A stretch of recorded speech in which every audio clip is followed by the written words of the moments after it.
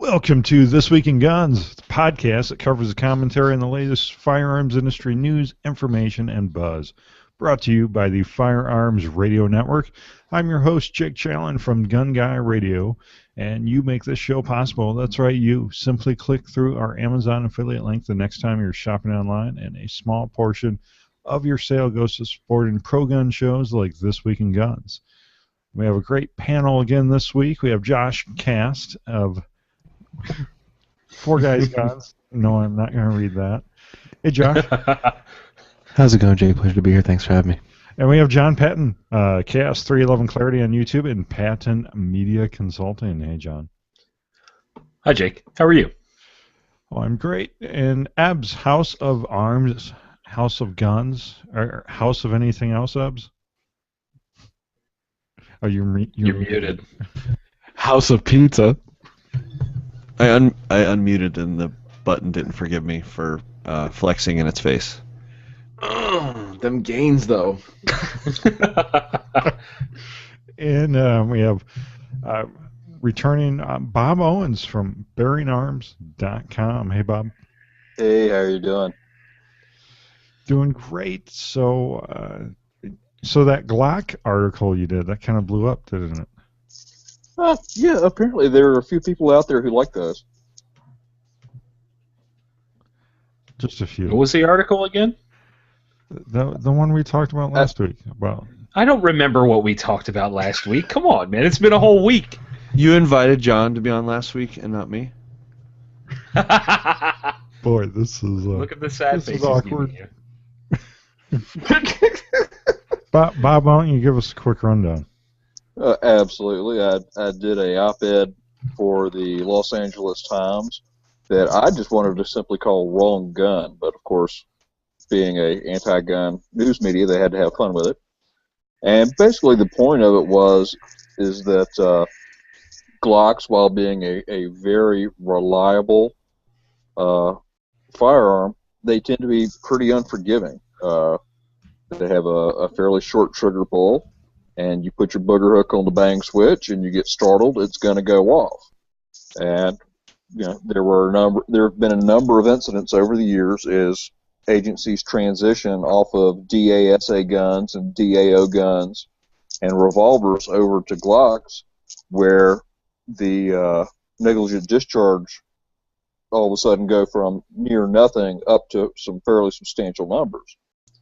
And so the gist of the article is, no more than we train our current crop of police, we probably ought to equip them something with a longer trigger pull, not necessarily heavier, but longer, so that those guys who trigger index, which happens about 20% of the time under stress, don't end up accidentally shooting somebody.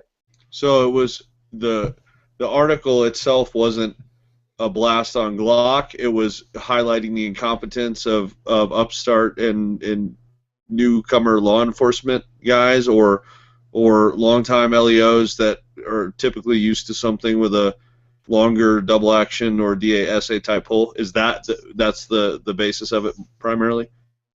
Yeah, pretty much. I mean, the gist of it is no better than your average law enforcement officer trains, and no more often than they shoot. They need a firearm that requires more deliberation so that they don't accidentally touch one off just because they get stressed and they trigger index, which seems to be happening a heck of a lot more than it should. So you're suggesting that they spend the money to get different guns instead of spending that same dollar on training the police officers better? Well, it's a heck of a lot more expensive to train the officers. Remember, you got to pay for range time, you got to pay for ammo, and believe it or not, the unions actually want them to pay while they're in training. So the officers, to get to an adequate level and a constant level of training, because remember, your average officer goes in for 50 rounds twice a year. So, to get these guys to an adequate level of training, cities don't have the budget and they don't have the time to do that, unfortunately, especially when you start talking about your larger agencies like New York, Los Angeles, things of that nature where they've got tens of thousands of officers. I guess I'm not disagreeing with you, Bob, on I'm not disagreeing on the principle of what costs more. I guess what bothers me is that there's not the solution is to blame an object instead of accountability of a person, regardless of whether it's a civilian or law enforcement, and to say, well, this should be a priority anyway. Let's spend the money to make sure that they have that training or are prepared for a high stress situation or that sort of things. And do we know, like, did you have any information in the article? And forgive me my ignorance not reading it. I live a sheltered life, but was there anything in there about the amount of those NDs that resulted in injury or anything like that, or is it just basically due to a high rate of NDs? Yeah, we did not have a whole lot of data in it because it was an op-ed. We did not footnote anything, obviously. What we were saying was ND rates went up in different agencies. And I will be working on a follow-up that is going to have all that lovely nitty-gritty detail that people want. Is that newish data or old data? As in, like, when we finally got to the 90s, and agencies that were like, oh, well, maybe there's something to these Glock pistols, and they started switching from their revolvers to their 357s and stuff like that. This starts in '88 and works up until the present. Okay. One of the trainers that I worked with on this was seeing things at agencies he worked at last year that transitioned from one firearm over to Glocks. You know, I'm gonna bring up the point I brought up last week when we did talk about this. I do remember this. I would suggest that the end user become more personally accountable, because if you look at career paths across, you know, multiple industries, as a lawyer, you are expected to go to school and learn prior to becoming a lawyer. And same with a chef and all these other different professions. You are expected to spend your own money and learn the profession prior to going professional. And I would suggest that the same thing happened with police officers. Besides a little bit of, like a basic associate's degree in criminal justice or something. I don't know what all the exact requirements are, but why not make these guys go out on their own dime and train in order to become a police officer? What do you think about that, Bob? In theory, it sounds great. In application, I'm not sure how you get that done, especially when we start talking about parts of the country where there is no gun culture. What sort of pre-training standards are we going to apply? How do we know that guys going into the academy are at a certain level? How can we not apply the same standards that are current and better that we as citizens are held to for police officers? We're not expected to just put our fingers on the trigger. We're expected to be able to deal with that kind of stuff. And I understand that the rate of stress that they deal with is a lot higher, but what's to say we can't hold them to an even higher standard, establish the standard, and then go for it, right? Yeah. Well, are we talking a moral standard or a performance standard or a legal standard? I think it's a personal responsibility standard. Is that what you're? Every single one of those things that you said, I think, is what should be applied. So we have a code that we are expected to live by, and I'm a better shot than 90% of the cops that I know in my area. You know what I mean? Like, so why can we not apply the same amount of training then? When we're all expected to have to police officer. We talked about this last week, guys. Come on. Okay. Well, I wasn't. You brought it up. I wasn't invited. You brought it up. So I'm sorry. We're going to talk about it again, Bob. Thank you for sharing. Let me wrap this up. Ebbs, you said, what'd you say? You said you don't like how you felt that it blaming an object instead of a person or something to that effect. Okay. So, this is a person problem. But I think we're talking about the wrong people here. We need to be talking about the people that fund the police. The people higher up, in the government that whatever levels fund, county, city, state, police. These decision makers are not putting enough money. It does come back to money, not putting enough money into police salaries. I mean, I think a lot of police officers made more money. They would train more, possibly. I mean, that's a big thing. With John's argument is putting all that on the officer. A lot of these officers can't afford to do that, or the departments can't afford to do that. So I think it's a higher level issue here. It's a complete paradigm shift from what we're used to. I mean, no matter what, it's a paradigm shift, with the exception of changing the guns. That's the easy way out. And I think I agree with Ebbs that blaming the gun is a Band-Aid, and blaming an object is kind of silly. I think we require a paradigm shift, much like we do across the country for a lot of things, Right, but I don't know. These people that make these decisions just, I mean, they don't think of it the way we think of it. So if nothing's ever going to change at that level, what is the Band-Aid fix at the lower levels? The change is to change that level. You know what I mean? Like we can't just keep putting Band-Aids on stuff forever. I guess, and I mean, self-admittedly, I feel strongly about Glock pistols, and so I guess what's surprising to me, first off, that Bob is talking about, and has stats to back it up, which is good, is good. that there would be so much intensity there that a 5.5 or 6 pound stock Glock 17 or 22 or 21 trigger on a duty gun is just like being slightly depressed is going to cause an accident or a negligent discharge or something like that. Because I feel like it's not. What did Bob? What did you say earlier? Booger hook. That was it. I feel like there's actually boogers in the trigger. Like booger hook on the bang switch. Like it's all like it's all crusted in there, and like you've got toddlers that are like picking their nose and they're pressing their boogers into the Glock trigger assembly because that's how they feel stock. So I guess I'm not defending. I don't think he's arguing against that pistol or saying it's a bad pistol. I guess I'm surprised that there would be that much of an issue with accidents with those, because the purpose of them is to be safe while eliminating steps. And if it takes a heavy stock trigger to get past that, I mean, I don't know. It's not a factor of heavy, because they're having the same problems in New York with those 12-pound trigger pulls.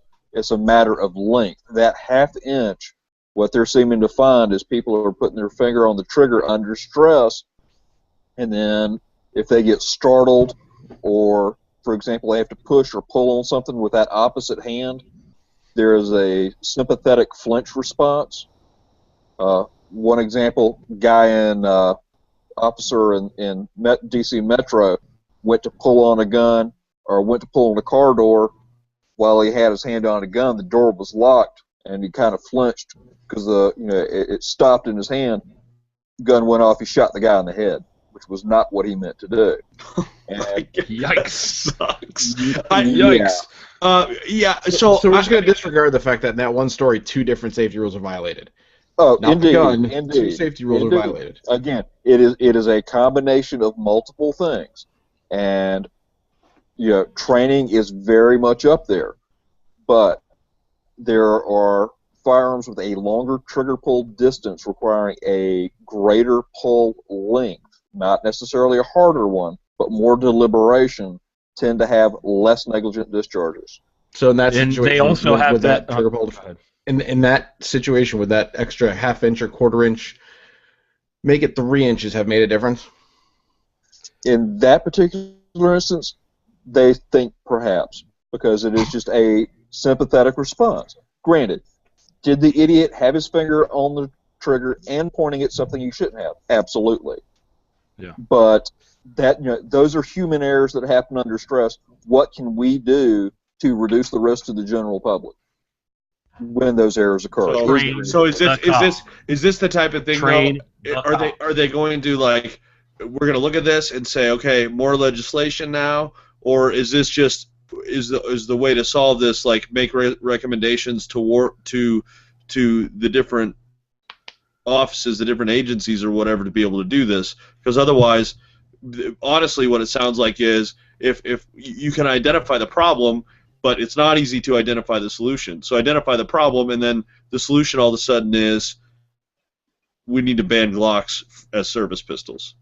I would like to bring another point up. You introduce length of pull, and then you have people pulling shots and shooting less accurately because, again, they're undertrained. That is possible. So, moving on, this Right, segment right. was brought to you by the Revolver. Stag Arms rated by the ATF for stupidity, not criminal enterprise. So Stag Arms. Bob, why don't you jump into this? You wrote this article. Stag Arms was rated by the ATF this week. Oh yes, oh yeah. They kind of screwed the pooch just a little bit. Yeah, fill us in.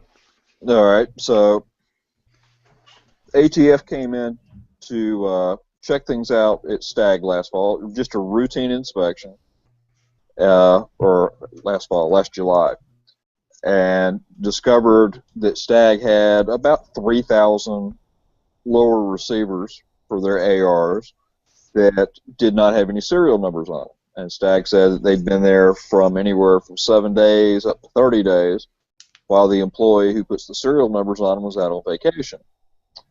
They came back a week later on July 22nd, and they not only still had those, but they had some of the Stag unserialized receivers down the street.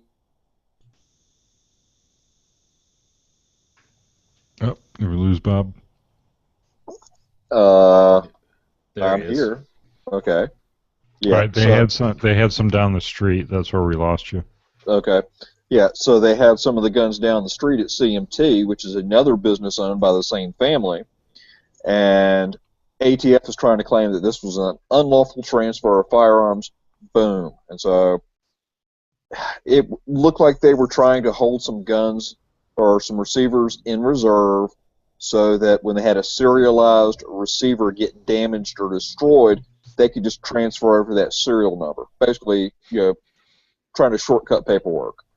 And ATF looks like they're going at them hard for it. Well, and aren't they supposed to have the receivers serialized within 7 days of production? That is what I've been led to believe. What I found very interesting about the ATF's claim on this is that they're trying to assert that there was criminality on this.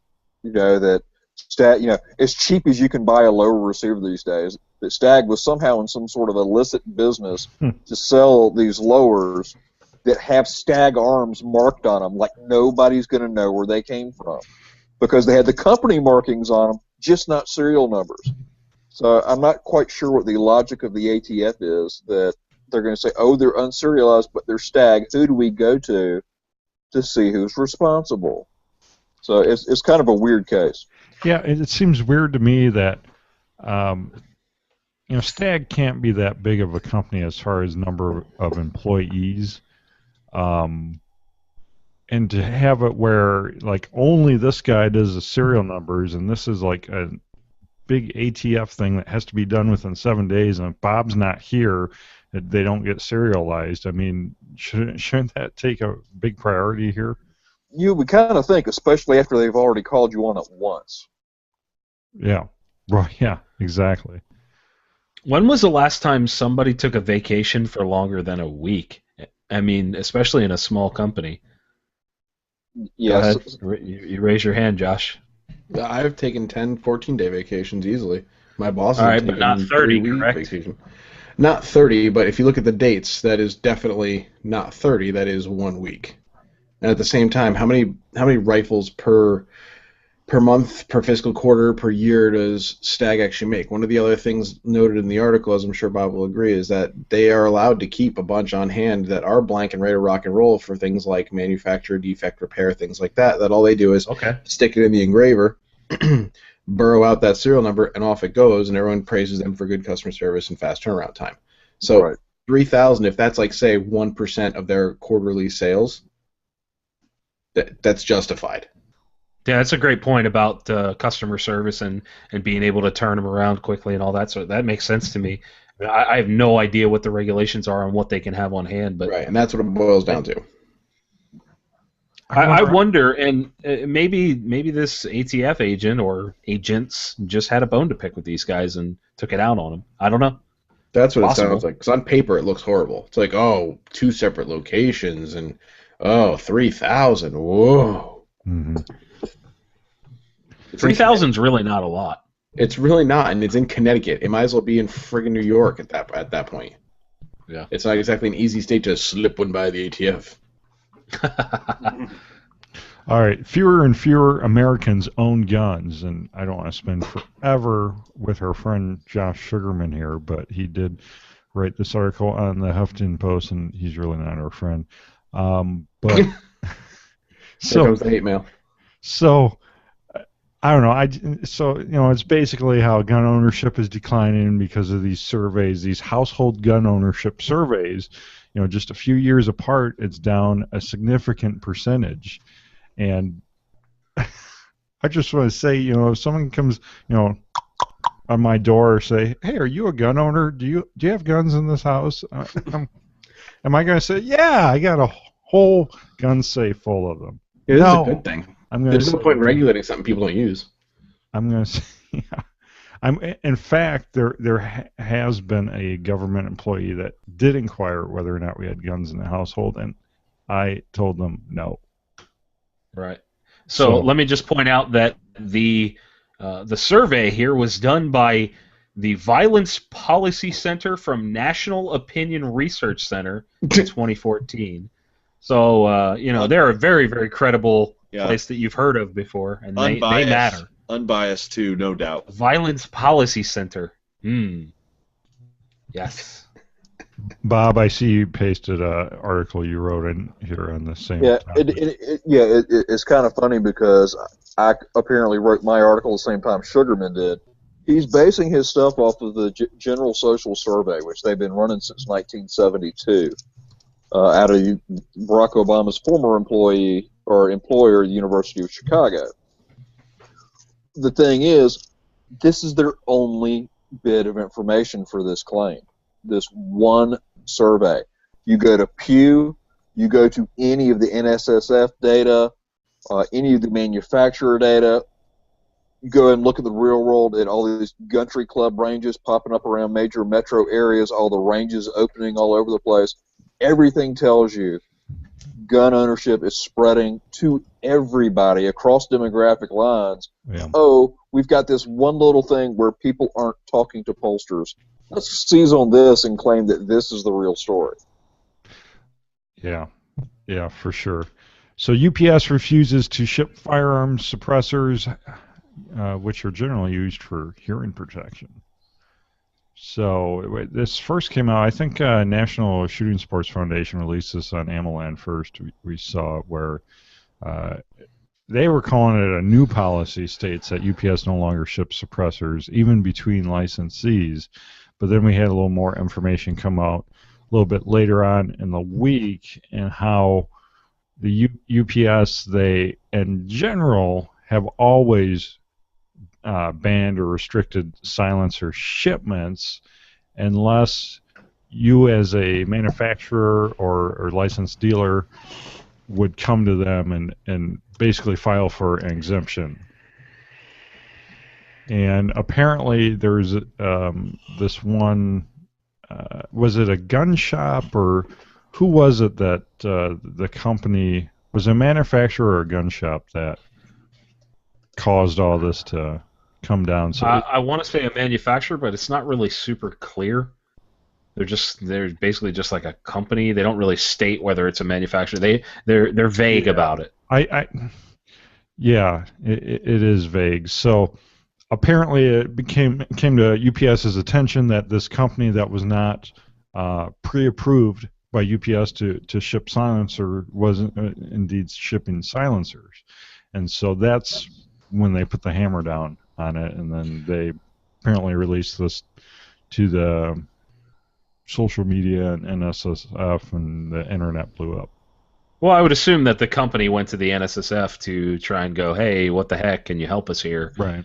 I actually, in doing a little bit of research on this particular story, I typed in, okay, so UPS, I've only ever in my career had only ever received suppressors, and that was just like to hand them off to the guy at the shop that was dealing with it. So I never really paid attention to how they got shipped. So UPS, in these AmmoLand articles, you go to their website and it says their general firearm shipping policy. Well, I found an article or a thread from Silencer Talk in 2011, and it seems as though UPS has actually changed the verbiage in that. This quote from a 2011 post, basically, I'll read the policy real quick. UPS accepts firearm parts for shipments provided that the part is not a quote-unquote firearm as defined under federal law. The contents of the package cannot be assembled to form a firearm. Basically, you can't ship an upper and a lower. And the package otherwise complies with federal and state and local law. The note here says that receivers or frames of a firearm mufflers and silencers are considered firearms and are accepted for transportation only if shipped in accordance with UPS's requirements for shipping firearms. Now, it's since been changed. That line, that firearm mufflers and silencers, is no longer in there. They don't make a specific quote about it, and I think that I think it's just kind of an old news kind of thing that just got brought up again.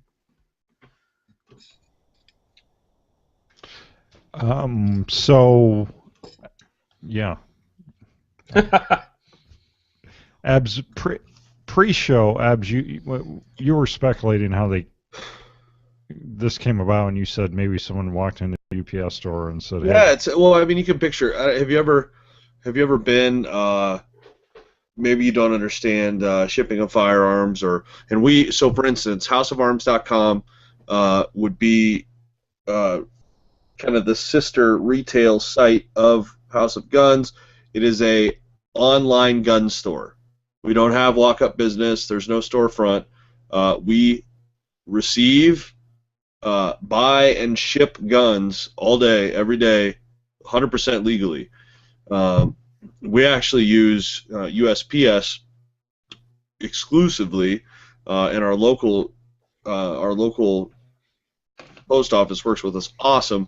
But I don't know if you've ever been in a gun shop or shipped a gun maybe that you sold on Gunbroker. If you're a private owner and it's a firearm that you use and it's a long gun, you can ship it directly to an FFL without being an FFL, so you can legally do that. But you can picture someone maybe having a warranty issue, or they sold one and they're needing to send it to another Class 3, which is illegal to do as an individual because it's an NFA restricted item. You have to the shop that's sending it out has to apply for a Form 3 transfer to another Class 3 dealer and then ship it on your behalf. But you can picture somebody walking into a UPS store saying, I sold this, I need to send it to an FFL. FFLs are legal to receive firearms and this type of things. And somebody go, well, I don't know, let me check on that. And then it starts this whole to-do, or all the red flags go up and say, oh, wait, our policy was this, or it is this, or now it's this. And just, somebody harmlessly but ignorantly going in and creating an issue out of something that wasn't. But what I was also saying earlier is, we want to, cry foul and get upset because UPS is now discriminating us as if we are wanting to buy pizza from a shop in Indiana. And realistically, I mean, it's a business in a free enterprise system that should be able to decide who they want to conduct business with. And who cares? I mean, it's their loss. I mean, this industry is growing so much, especially in that area. You know, we saw the explosion when e-forms came out and then stopped, but because they brought on the other inspectors and the wait times are shorter, suppressors are still, sales of them are just absolutely exploding. And so it's their loss, you know. Okay, well, FedEx, I'm sure will be happy for the business. And if they're not, then we'll figure something out. Maybe I'll start a shipping company that specializes in NFA items or something.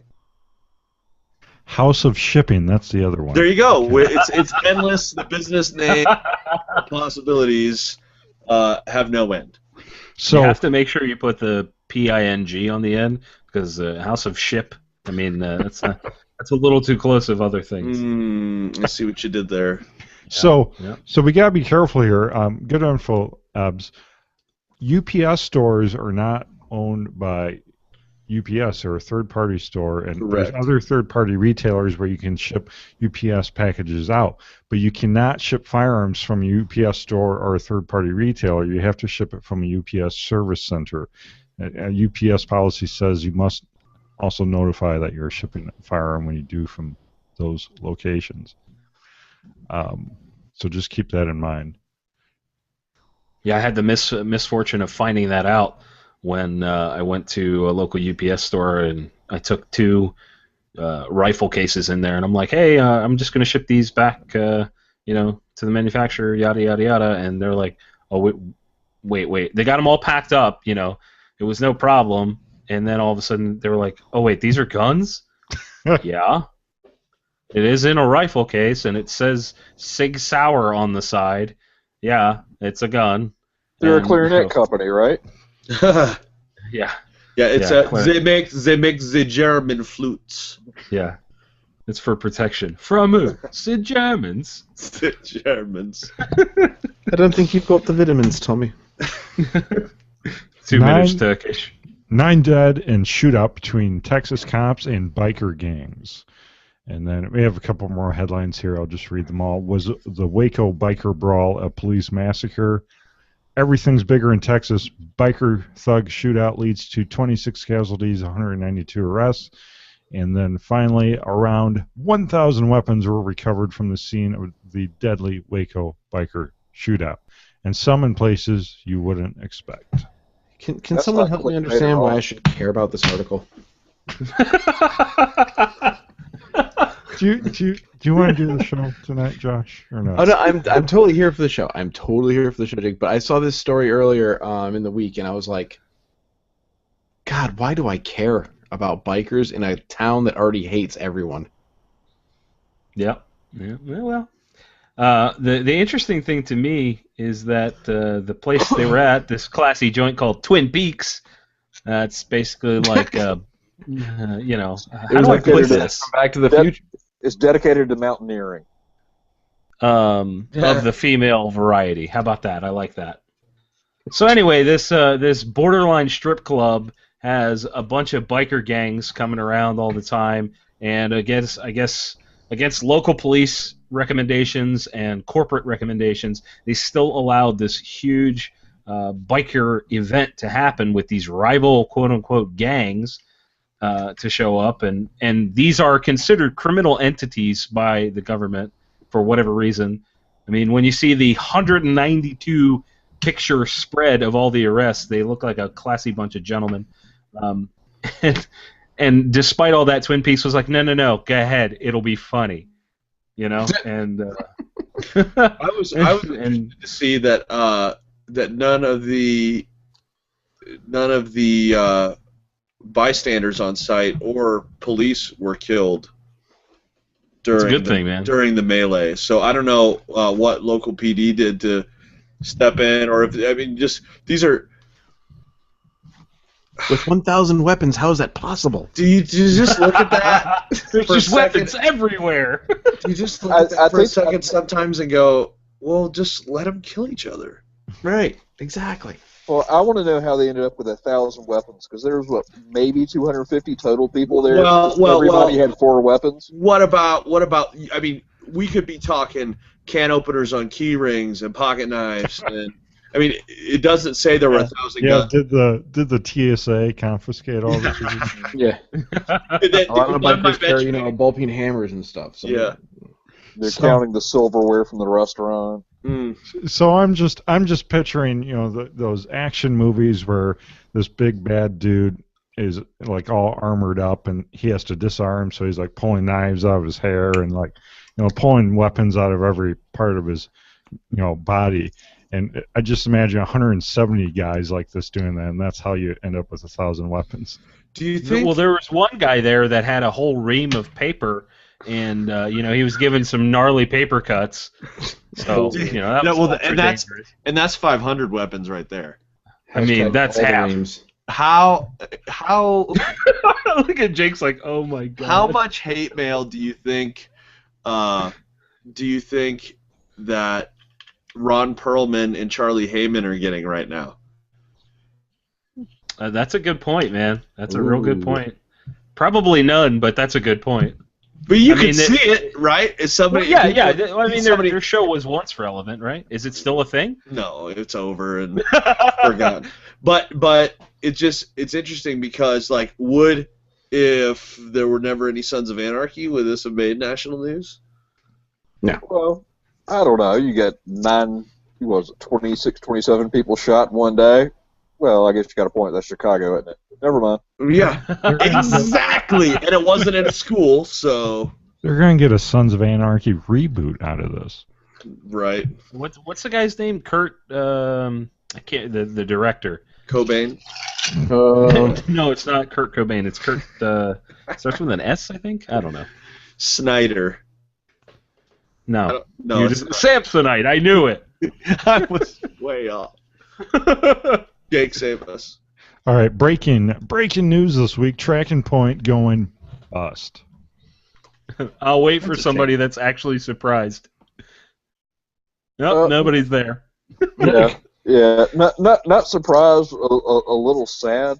It was some interesting technological integration they were doing there, and it was never meant for the civilian market. They kind of marketed it that way on the surface, but it was always a military project, and they just happened to come in at a time where the military is getting their budgets just slashed to pieces, and they were basically making DMR guns.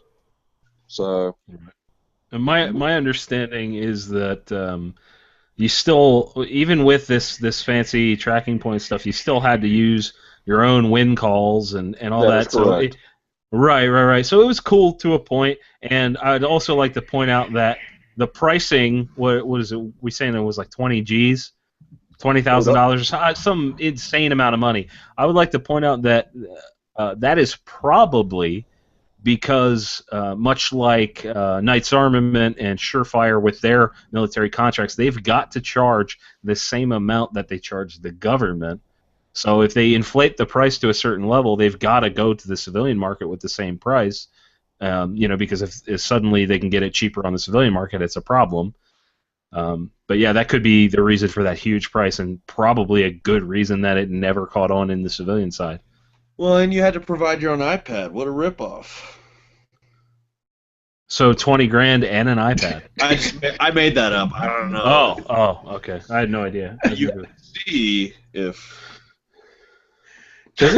doesn't Burris make this scope already wicked cheaper without the electronic? They had one called the Eliminator. No, and yeah, it was a range finding scope and an adjusting reticle, but the tracking point fires. I mean, once your laser has been designated, your target has been marked, then you come back across it with your finger depressing the trigger. The gun fires, so that it's a sure hit on target when the firing pin drops.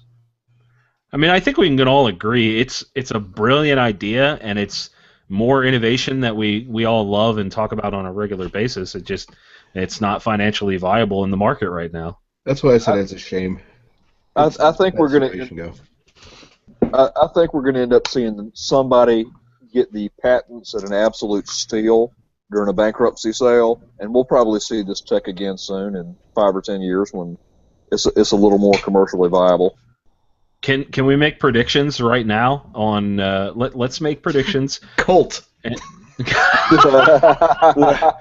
We said You win. Oh. I mean, I can't say anything funnier than that. Go ahead, move on.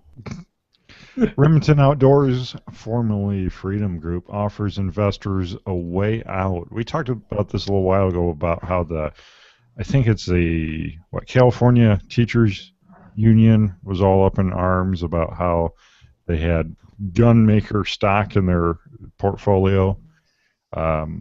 And so now the Cerberus Capital Management is offering investors a way out.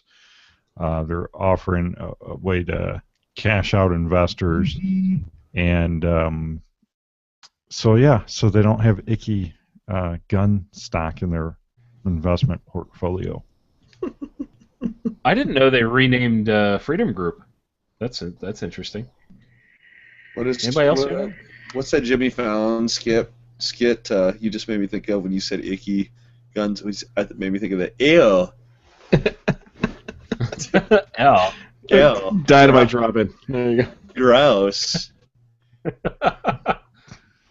Sorry, Jake. Hold on, let me just take a hard left here. Okay, and are we done with Remington? Remington Outdoors. Now we can hate on that name, not the Freedom Group, right? I mean, it's all awful. Let's be honest. That company's they're not putting out any quality anymore. They used to. It used to be great, but the Freedom Group ruined that. Well, let's talk about a little more ethical gun company. Oh wait, breaking news: H&K admits to asking MAD to investigate journalists. Can you explain MAD, Jake? No, it's a magazine, isn't it? No. Nice. No, that's not what it is. Well, it's pretty much spy versus spy is pretty accurate, right? Yeah, it's counterintelligence stuff. So yeah, they had counterintelligence service looking into the press that were covering the H&K articles and about G36s back in 2005, it looks like. So, John, what do you think? A resident H&K fanboy. What do I think about this? I think it is not at all surprising. HK has heavy military ties, and for all we know, it could have been one of the high-ups at HK and a buddy of his going, hey, man, can you look into who's doing this? And then suddenly it takes on this other thing. Or it could be as devious as it sounds, and it still doesn't bother me because I can't buy a real G36 here in the States. Go, Josh. What? Sorry. It could be even more devious, and it could be them just doing counter, BS. Just like, oh, well, you know what? We've still got about 20,000 units that we're sitting on. We haven't been relevant in a while. Why don't we just make sure it's alleged and that we're looking into it so people still buy them? Somebody call Larry Vickers and see what he thinks we should do. That's why he's on TV. Oh, thank you. Larry can curse at me. I don't give a damn. It's good times. That was such a douchey line. Grandpa. But yeah, not surprised. HK, I like their handguns that they offer here. Most of them. Which ones are those? Are they the new color-coded ones? No, the ones where you load the bullets backwards. Oh yeah. Yeah. So don't forget, HK thinks you suck and that they hate you. Bob, what are your thoughts on this? I'm in the we hate you camp, I think. H&K, better than you. Supreme Court makes a major gun ruling. Felons are now allowed to transfer their guns after becoming a felon. Really? That's kind of a cool story, but doesn't it kind of happen to be a duh? You would think that would have been automatic. You're not legally entitled to these. Please tweet them to somebody else. Yeah. What was the process prior to this? Do we know? Was it just something where the police came in and confiscated, or perhaps someone that wasn't a felon? Okay. Because I remember, when I was working at a store that we actually had someone come in and say, "Hey, listen, I just got convicted. I've got some guns at the house that I'm not allowed to have. What do I need to do?" And I'm like, "I have no idea, man." He's like, can somebody else bring them in and sell them? I was like, well, technically that's illegal too. I don't know. It's a good thing. I mean, it's one of those things, like Bob said, this should have been the case. I don't know. All I know is that if you're in mass, you can get shot and have your guns taken away from you. 66 of them. You saw that article too? Mm-hmm. Death in your state. Go ahead. I'm sorry, Jake. Death in your state, Josh. What's the most distinctive killer? So I think mine falls under unknown or... no, nutritional deficiencies. As I drink a margarita and vape. Yeah, got it. So weird. All right, let's go through these. So, John, you're in Pennsylvania, so it looks like... you want me to say that? I can pronounce that. Okay, you go ahead and pronounce it. It's pneumoconiosis, which is a lung disease. The one that's most common, because if you look at the map, it's Pennsylvania, West Virginia, and what's that? That's Kentucky, right? I'm not too stupid. Coal. They are all heavy, coal mining towns, and the most common thing, and I had to learn this when I was a kid, is pneumono-ultramicroscopic silicovolcanoconiosis, and that's black lung disease. What? Is that actually what that is? Yes, pneumono-ultramicroscopic silicovolcanoconiosis is Dude, black since I lung was disease. 8 years old, I've been wondering. You I'm still serious? working on adverbs. Yeah.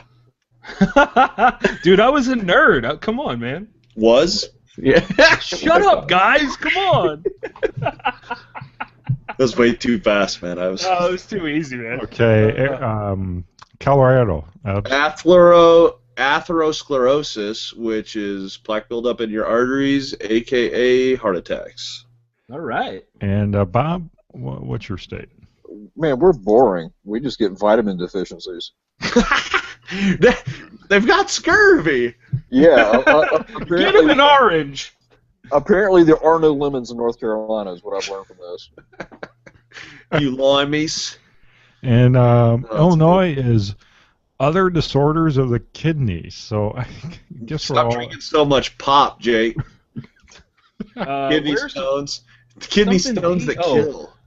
So let's talk about Louisiana having syphilis. Shocking.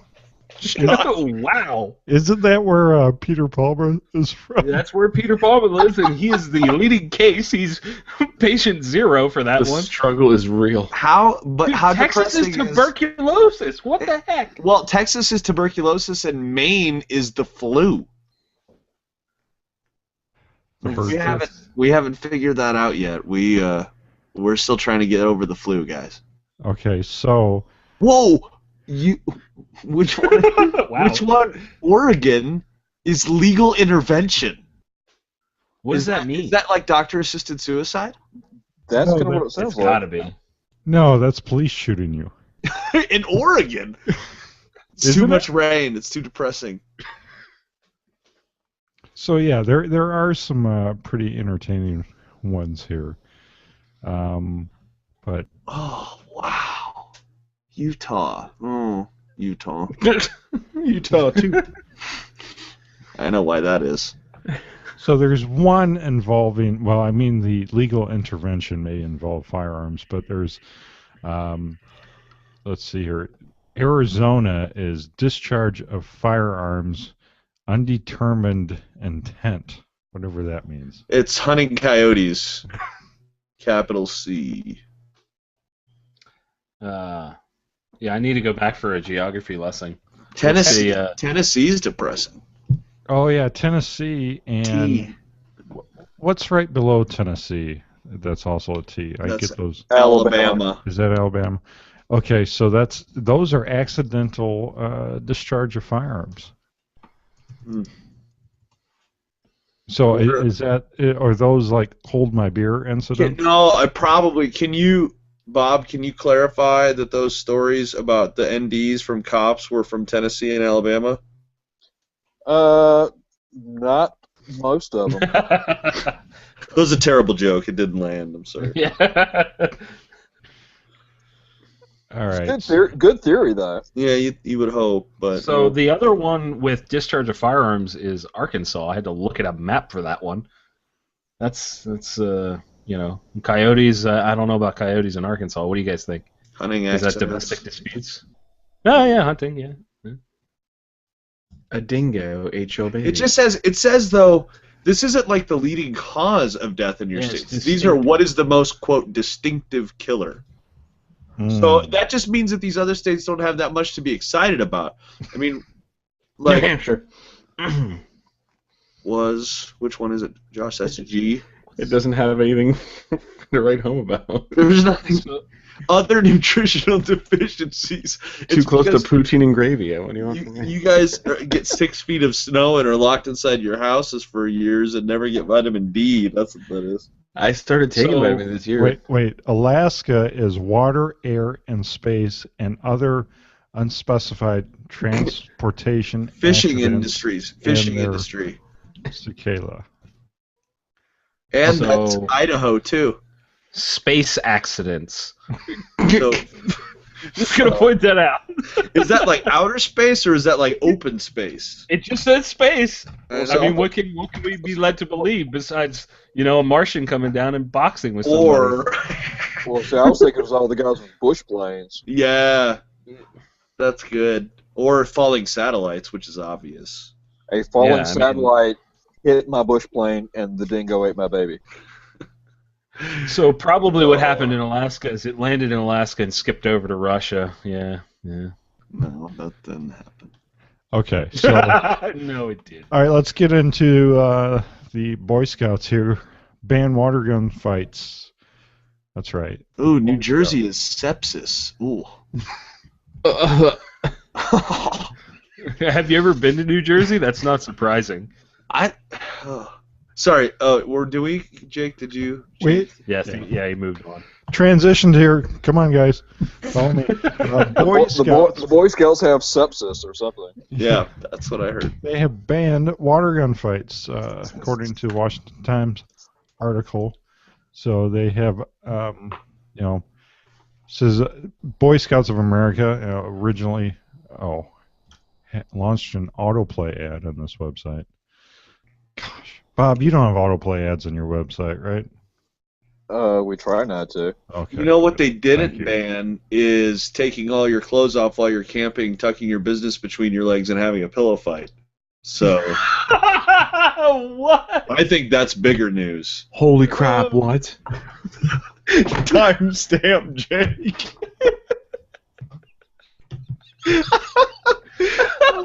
I don't understand where that came from. It's because it's so absurd. Did that It's happen so to you? stupid. Show me where the internet hurt you. That came. Yeah. Show me on the doll where the internet hurt you. Oh, wow. Oh, we need an outtakes DVD that you could sell, and with all the timestamps. It would just be timestamp. after Rated timestamp. NC-17 or something. All the timestamps you could ever want. Oh, So- Jake, I'm sorry. The reason why this bothers me is because the Boy Scouts is a time-honored American tradition and rite of passage for a lot of kids, all the way up from your Boy Scouts up to Weeblos to Cub Scouts and all that fun stuff and Eagle Scouts. How many, honestly, astronauts, presidents, Navy SEALs, any elite soldier is an Eagle Scout? Now you're going to take something that a lot of these people, if not all these people, have used to either become successful, part of their job, etc., etc., and we're going to say, Boy Scouts only help. A scout is kind. That's what's quoted here. It's part of our culture. It's how we were made as a country. For Boy Scouts to just be hopping on the water gun fight, really, honestly, a water gun fight. This is what it's come to. So the line "A scout is kind" is actually from the Boy Scout motto, and the rest of the quote is, "What part of pointing a firearm, simulated or otherwise, at someone is kind, and that's what somebody else said. A guy named Brian Wendell, and I'll be honest. I mean, I thought there was supposed to be some sort of understanding of this is a water gun. You know what I mean? I mean, I did some crazy things with a water gun when I was a kid, like turning it into a flamethrower, but that's beside the point, you know? There's a lot of cops out there that disagree with that whole statement because they were Boy Scouts too once, and now they point to help a lot of the time. That's good. Joker. Screw this clown. I don't know. It's a shame. It's a shame. Pop-Tart gun bill set for Nevada Senate vote next week. So I'm upset about this too. You're upset? You want to get right into it? I wanted that phone call to come from my son. I wanted to be a parent who was like, so let me get this right. As I sat there and have this conversation whilst unwrapping said Pop-Tart, just so I could be like, so let's have a little talk about why we're here today. And just gently crinkle it all in between words and then just nibble on it here and there. So by the end of my point, I could be like, bang, you're dead. Oh, wait, it is as ridiculous as it seems. Take my son off your little list. We're out of here. He's thought about that one. Oh, yeah, a little bit. Me and the wife have talked about it. So the bill lists all kinds of weapons-related actions that would be protected from discipline in school. Doodling a gun or dangerous weapon on a sheet of paper. Twirling a pencil like a cowboy handling his revolver. Simulating a gun with building blocks, or wearing clothes depicting firearms or expressing an opinion regarding the constitutional right to bear arms. Why do we have to say this? None of that is at all dangerous. This is almost more of a First Amendment issue than a Second Amendment issue. This is a bunch of terrified of everything. Let's ban all thought we don't agree with. This is the issue. Right. I mean, we've had stories after stories about kids being expelled or suspended for making finger guns or Pop-Tart guns or whatever. Prime example. Actually, a buddy of mine, his son. This was an issue in West Virginia. He got tossed out of school for wearing an NRA shirt, and now they're suing the school district for this exact same nonsense. So he wore a pro-gun shirt to school and got tossed out. Now, what's interesting about this bill to me is that it's set to protect these innocuous things from being disciplined, which is, I mean, it's sad that we have to put this in place, but good. Let me try that again. Louisiana House passes elementary school gun safety education bill in a landslide. So this was actually backed by Blake Miguez, who we had Blake on the show, I don't know, a year or two ago. Yeah, Peter knows him pretty well, I think. Yeah, he was on Top Shot with Peter Palma, and real pro-gun guy. He does a lot of competition shooting. So now he's an elected representative in his home state of Louisiana. But they put up this proposal for firearms safety and accident prevention training for elementary students. So it went through the House 93-3 vote. So this is kind of cool. They're going to be able to go into elementary schools and with an authorized NRA program, which is probably Eddie Eagle or something, and teach kids proper gun safety. Yeah, I think that's fantastic. I mean, we talked about that Eddie Eagle thing. What was that, 2-3 weeks ago? Mm-hmm. Maybe a little farther back. Yeah, I mean, that's. Yeah. I mean, Josh, Ebbs, you guys have young kids. What do you think about this sort of stuff?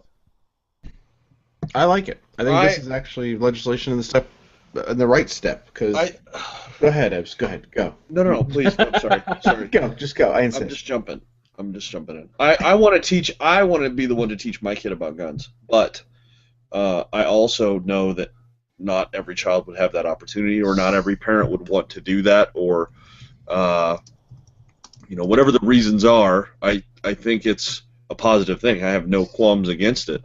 But what's to say that this kid that's learning this is in the house of another kid that isn't, and there's a gun laying around, and he knows the right thing to do, even though the kid whose house it is does not, and it prevents an accident or something tragic like that. So I'm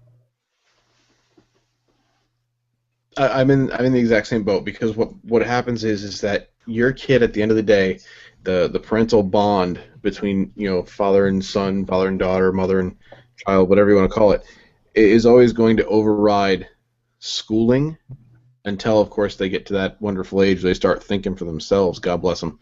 So what it boils down to is that my kid knows. He's memorizing his rules. He's practicing trigger safety with, Nerf guns. He's doing his thing. When he goes to school, if anything, he's, the bright, shining star for that one, 5-minute segment of the day. But the kid's house he goes over, like Ebbs was saying, that doesn't grow up with it, doesn't get taught. That is the one that I'm worried about, not my kid. And I think it's a great way to make sure we do. I mean, look, no one wants to have the sex talk with their kids. But there's health class. They show 13-year-old boys how to put on condoms. They talk about menstruation and all that other. That's right, I said the M word. They talk about all this stuff that we don't want to have, and we still end up having that conversation. So, with such a fixture that is firearms in the American society today, why wouldn't we? It sounds like a smart idea to me. I mean, it's just a continuation, and we always talk about this, and educate as much as we possibly can, and spreading good information around is never a bad thing. And with somebody like Blake behind it, I really feel good about that bill, for sure. All right. Well, you can now contribute to the Firearms Radio Network and This Week in Guns by buying some water guns on Amazon and using our affiliate link. Click through our Amazon affiliate banners, and you can send a portion of your sale to help pro-gun shows like This Week in Guns. We are to the full auto news segment, stories the real media won't talk about, and other crazy stuff. This is where we each pick a story to call our own, and it looks like you guys are ahead of the curve here. Ebbs, take it away. So on this little site called BecauseGuns.com, they had this post from yesterday called "The Golden Guns of Mexico's Drug Lords." And you think at first, you're like, oh, wow, they're like really fancy guns. And they're not just fancy guns. They're actually gold guns. And like either plated or inlaid or actually made of gold. And it starts off with like a Colt gold cup. See what they did there? Gold. And then gold AR receivers. There's a gold, like a Draco pistol, like an AK. And then grip panels and another AK. And then there's one, my favorite one, caption under it is, there's this Federale guy holding up an AK with the donkey forward grip thing. And it's got a rooster on the front of the muzzle, like where the front sight would be. Like the comb of the rooster is the front sight base. And it says, the caption underneath says, "Cockadoodle don't." And I think this is straight out of Scarface. This stuff is like, okay, I got a Desert Eagle, man, and it's made of gold, okay? And that's the one at the bottom. Man with the golden mag flies like an eagle. I don't understand that caption, but Cockadoodle don't still has me in tears. I would just like to point out for the listeners at home that I would gladly own any of these firearms. Yeah, totally. Shocking. Totally shocking. Shocking. I'd go for the California king-size bed of money. That's not an option, Jake. We're talking about guns. Yeah, come on, Jake. Come on. That's pretty awesome. It's not Ball So Hard Radio, it's Gun Guy Radio. I would also like to point out the diamond and gold encrusted, and there's a couple rubies in there. That 1911 grip is on the oldest 1911 possible. It's an A1, and it looks like it's like Pancho Villa or something, or a self-portrait of. It was his 1911. Right. So, John, what do you have? Let me find it here. So there was a story that got floated around this week of a gun that was unfortunately involved in a house fire in Minnesota. And I mean, the picture of the gun, it is just covered ash, melted plastic, all kinds of stuff. It appears to have been like a Mark 18 style or something like that, maybe a classic M4. Forward vertical grip, and it had an aim point patrol rifle optic mounted on top. And aim points are known for being pretty rugged and having extremely long battery life. Well, this guy found his gun with a working aim point pro on it after being in a house fire, then being completely douched in the flame retardant, the water, all that sort of stuff that they spray on there, and then being left out, exposed to the open because the house was a total loss. It got exposed to the Minnesota winters. This was in February, and I don't know if you guys remember back to what this winter was across the northern states. It was atrocious, so it's shocking that this thing still has a clear dot, and there was actually a quote that said he wouldn't be surprised if he felt comfortable shooting the rifle. He wouldn't be surprised that it would have held 0 too, which is just speaks to what the aim point quality level is like. I love aim point. It's good stuff, man. Do you, Larry Vickers? All right, Josh. Say it. That's why I'm on TV. So, I actually, because it's topical, we just covered the Pop-Tart ruling. New Jersey, mecca for gun lovers everywhere, suspended a child for a Nerf bullet with a toothpick in it that fell out of his pocket for bringing. Wait, I gotta quote this. Pull my light slip. Yada yada. Self-constructed weapon. Completely ludicrous. Anything readily capable of lethal use or inflicting serious bodily injury. So, we have no way to shoot said Nerf dart. So he just has this Nerf dart. I offer myself as tribute to perform this lethal test upon. There you go. Ebbs got it. The more you know. Yeah. Ridiculous. Like how? Look at there's a picture of him in a bow tie, with a Huxtable shirt and pink pants. How is this kid suspended? This Clearly kid having terrorist. girls. Yeah, this kid probably has girls left and right. He's got to keep his street cred, so he drops the Nerf bullet on the ground with a toothpick. He should be credited for his ingenuity in putting a toothpick in the front because he said it helps it stick in the ground so he can find it. Cool. Yeah. Yeah, smart kid. He does look like a Huxtable kid. What are you talking about, Mr. Papadopoulos? All right, Bob. All right, Bob, what do you have? Nothing nearly that fun.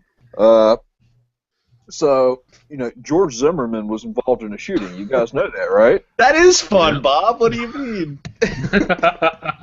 Yeah. So yeah, we get this headline the other week that out of Florida, George Zimmerman involved in another shooting, and everybody collectively cringes.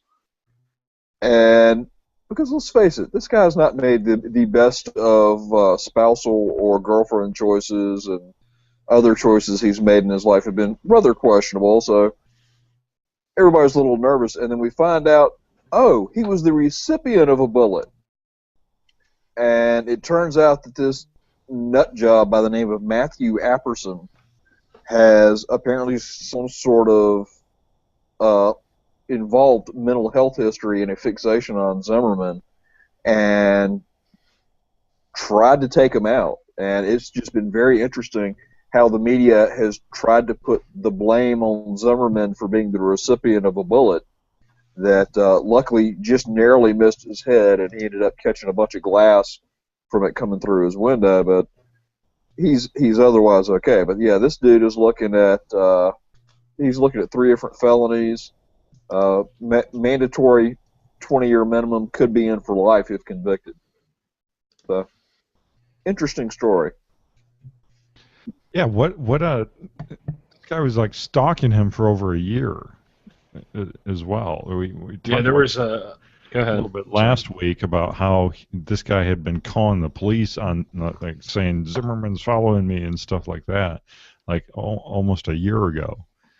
And apparently, I don't know, he's trying to set himself up to be a victim of Zimmerman and then, overcome him or something. Yeah, the guy's not really, according to his neighbor, seems to have really gone around the bend. So he is not a mentally well person. All right, did we all go? Is it my turn? It is your turn. All right. So let's talk about a couple of felons here, the man who faces a felony charge over concealed carry permit application. Yeah, he was already a felon, and he thought he would apply for a concealed carry permit. And yeah, oops, they actually check your background when you do that, apparently. And apparently he's gonna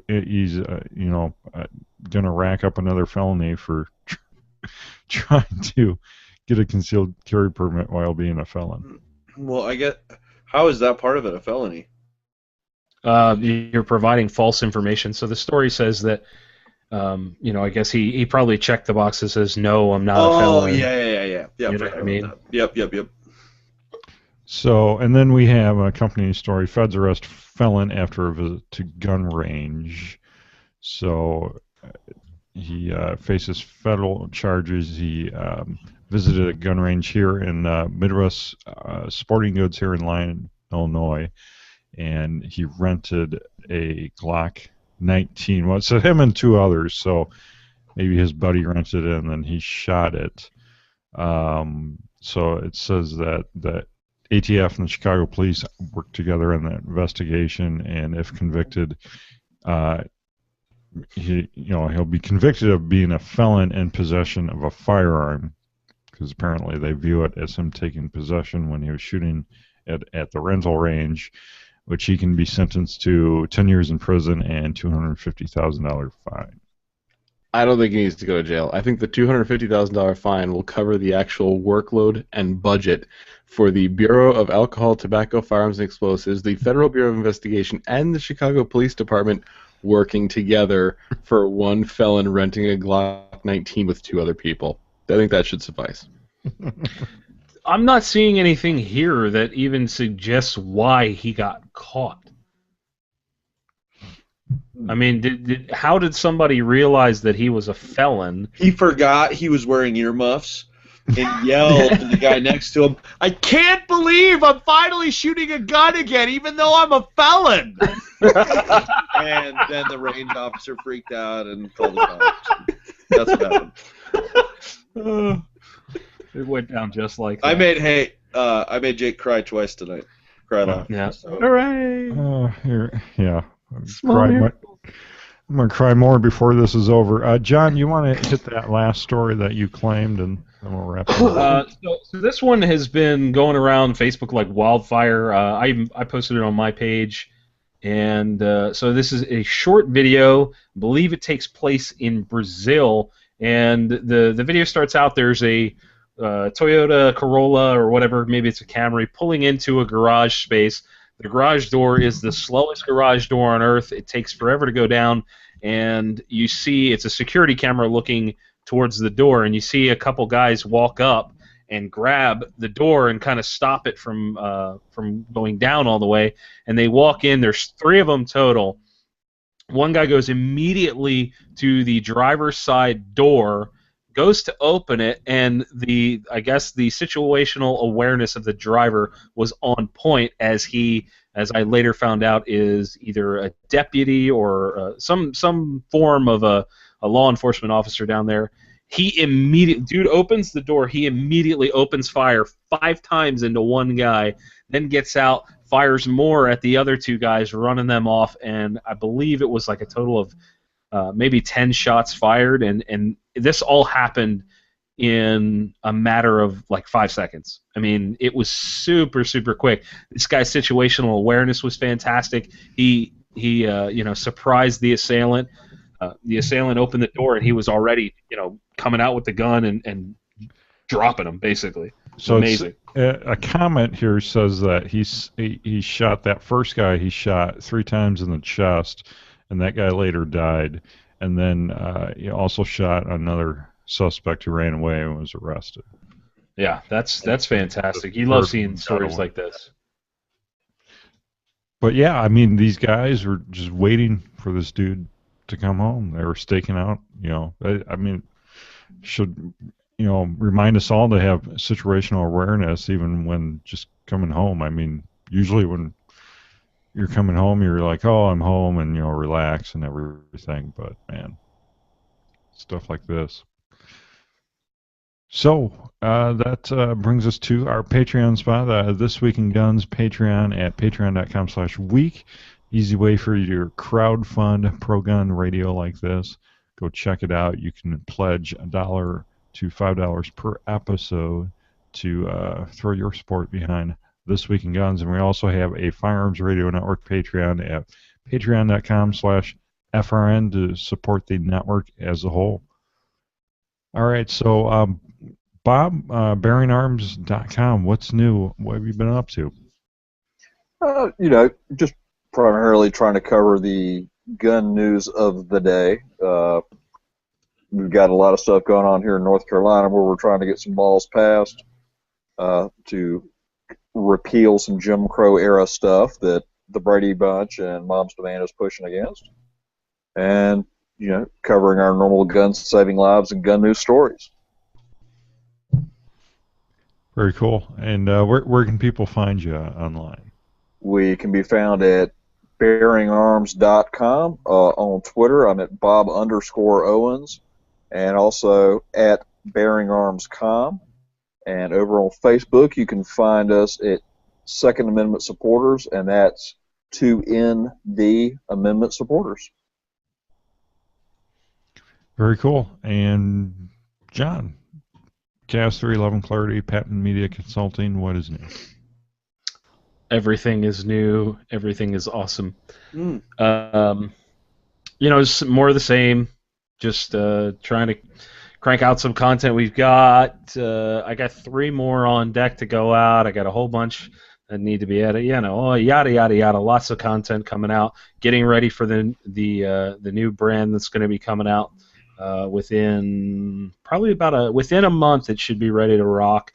And Patton Media is doing more of the same, growing as much as we possibly can, bringing on new clients and trying to help the firearms industry grow and help the small companies that I really get along with become what they deserve. So yeah, lots of cool stuff, man. Really excited. Awesome. So Josh, 4 Guys Guns, what's up? You're muted. Hey, listen, you told me to mute, okay? Because I make twin noises.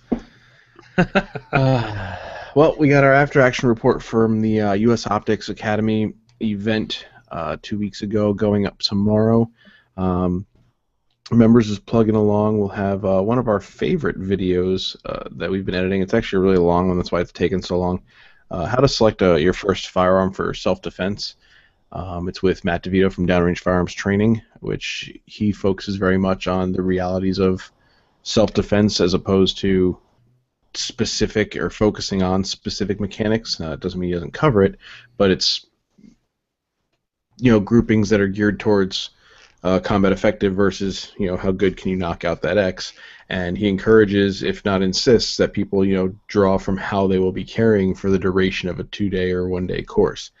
He's done thousands of classes across the country. He's seen a bunch of different guns, whether it be from failure, whether it be through failures, whether it be through training mistakes, what the guy across the counter told you, and we go over each individual firearm, like double action, single action, double action only, subcompact, compact, full size, service pistol, fit and feel, everything involving how to select your first firearm. And I'm actually really happy with the video thus far. Matt gave a lot of really good information, and it's just going to be a matter of compiling it all in a way that doesn't have people kind of going, huh?